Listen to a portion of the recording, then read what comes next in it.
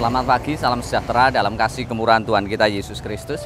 Pada saat pagi hari ini kita akan merenungkan satu kebenaran firman Tuhan yang terambil di dalam Injil Yohanes pasal yang ketiga ayat 16, berkata demikian.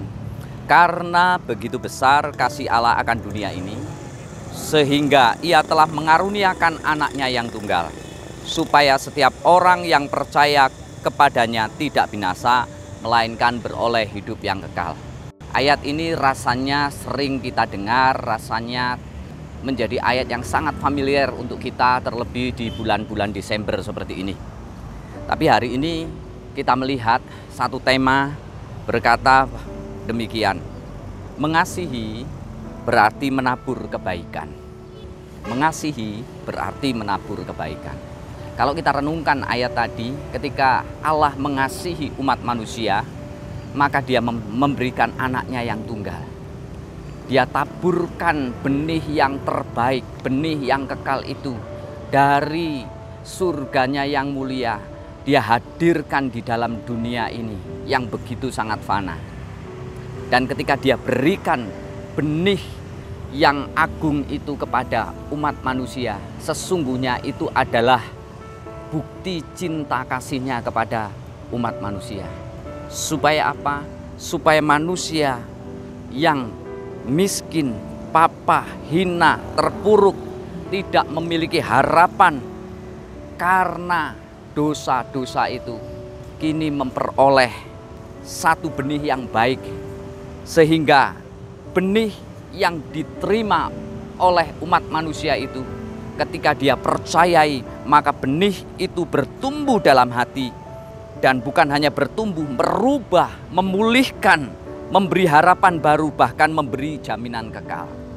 Pada saat pagi hari ini, kita sebagai orang percaya, setelah kita menerima benih yang kekal itu, benih yang agung itu, apa yang harus kita lakukan? Rasul Paulus mengingatkan kita di dalam 1 Korintus pasal yang ke-13 ayat 1-3, berkata demikian. Sekalipun aku dapat berkata-kata dengan semua bahasa manusia dan bahasa malaikat, tetapi jika aku tidak mempunyai kasih, aku sama dengan gong yang berkumandang dan canang yang gemerincing.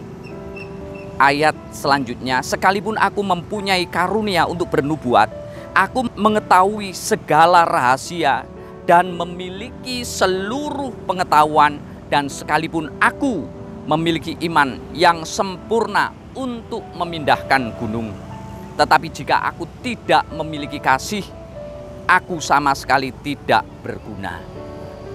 Ungkapan-ungkapan ini Rasul Paulus beritahukan kepada kita.